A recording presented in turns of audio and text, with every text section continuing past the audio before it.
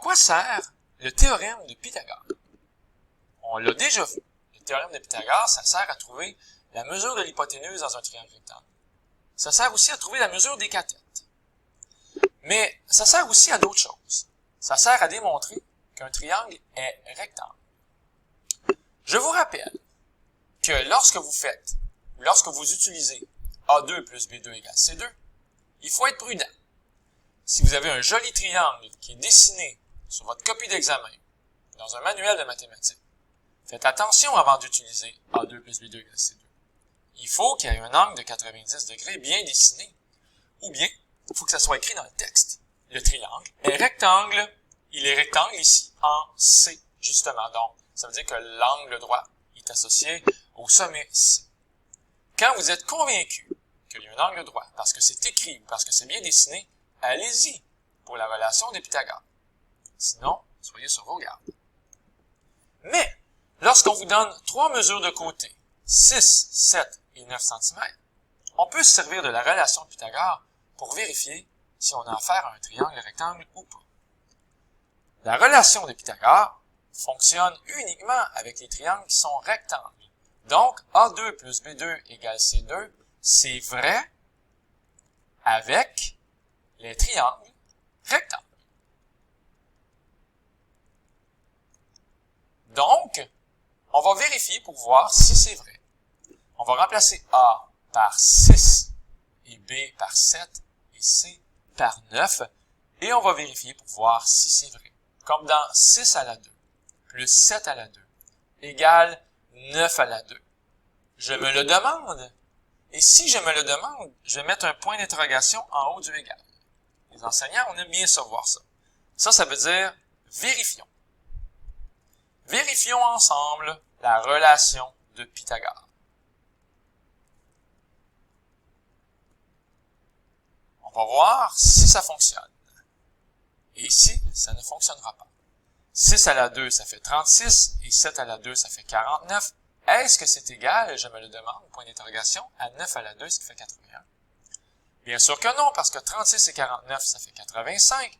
Et là, je ne mettrai pas de point d'interrogation, je vais mettre n'égale pas 81, avec un emoji, si tu veux. J'ai pas de problème avec ça. La relation de Pythagore n'est pas respectée. On n'a donc pas d'angle de 90 degrés avec le 6, le 7 et le 9 cm. À remarquer que j'ai pris le plus grand des 3 nombres, puis je l'ai associé avec la lettre C, donc qui représente la mesure de l'hypoténuse. Donc, le C ici, je l'ai remplacé par 9, parce que clairement, si ça fonctionne, ben le plus grand côté, celui qui mesure 9, c'est l'hypoténuse, c'est lui qui est tout seul de son côté du égal. Ça ne fonctionne pas ici, de toute façon. Alors voilà, on vient de démontrer ici que le triangle n'est pas rectangle. Donc, ce n'est pas un triangle rectangle. Bien. On peut être déçu ou pas. Il y a des choses pires que ça dans la vie. Ici, on va avoir un triangle rectangle très populaire, mettant en vedette les nombres, je vais y aller dans l'ordre, 3, 4 et 5. Et vous allez voir, c'est les 3 nombres de Pythagore. En fait, on appelle ça un triplet de Pythagore, le plus populaire. Alors, allons-y. Donc, 3, 4 et 5. Alors, AB mesure 4. Parfait. Ici, je vais écrire AB mesure 4 cm. Ici, AC mesure 3. Je vais écrire ici la lettre C. Et je viens de dessiner un triangle qui a l'air à fonctionner avec ce qui était écrit ici. À remarquer que si c'est un triangle rectangle, l'angle de 90 degrés va être associé au sommet A. On va voir si ça fonctionne, mais je vous ai dit que ça allait fonctionner. Alors, cette fois-ci, je vais l'écrire au long. Mesure de AB à la 2 plus mesure de AC à la 2. Est-ce que c'est égal, je me le demande, à mesure de BC à la 2. Donc, on veut voir si ça fonctionne. Point d'interrogation. Alors, pour être certain de ne pas se mêler, mesure de AB, la mesure de AB, c'est 4. C'est 4 ici. Et la mesure de AC, ici, c'est 3. Est-ce que c'est égal à la mesure de BC, qui est 5? Allons-y rapidement, donc. Mesure de AB à la 2, ce qui fait 4 à la 2, plus ici 3 à la 2. Est-ce que c'est égal à 5 à la 2? La réponse, bien sûr, ça va être vrai. 16 plus 9, est-ce que c'est égal à 25? Oui! Et cette fois-ci, pas de point d'interrogation, mais un bonhomme sourire. Bravo! On vient de trouver un triplet de Pythagore. 3, 4 et 5. C'est un ensemble de nombres. Ces nombres-là, Pythagore fonctionne. Il existe certains triangles rectangles dont les mesures des côtés sont toutes des nombres naturels. 3, 4 et 5, autrement dit, c'est des beaux nombres ronds, des nombres naturels.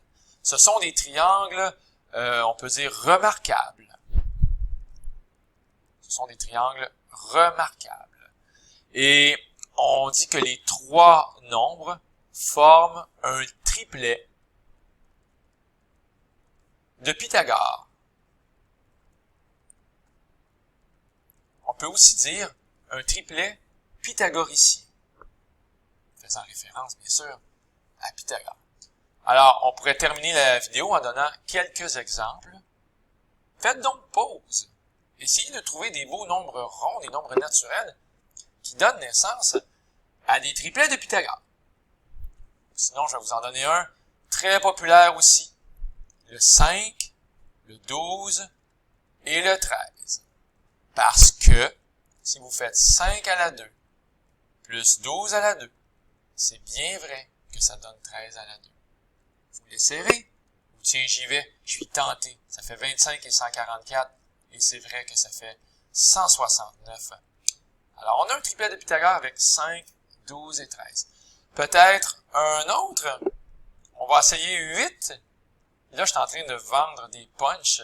8, 15 et 17. Il me semble que ça fonctionne. Vérifions.